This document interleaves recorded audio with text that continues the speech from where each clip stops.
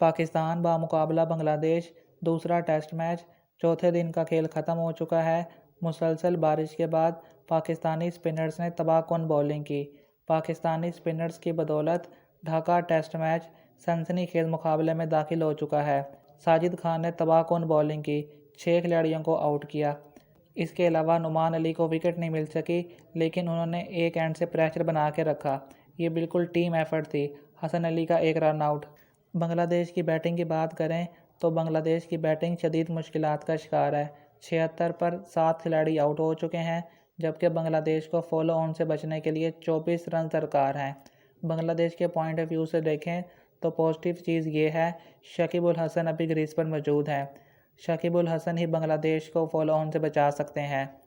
5 दिन के test match में 2 दिन बारिश की वजह से ज़ाया हो चुके हैं। इसके बावजूद अगर पाकिस्तान मैच जीतने में कामयाब हो गया तो ये बड़ी अचीवमेंट होगी।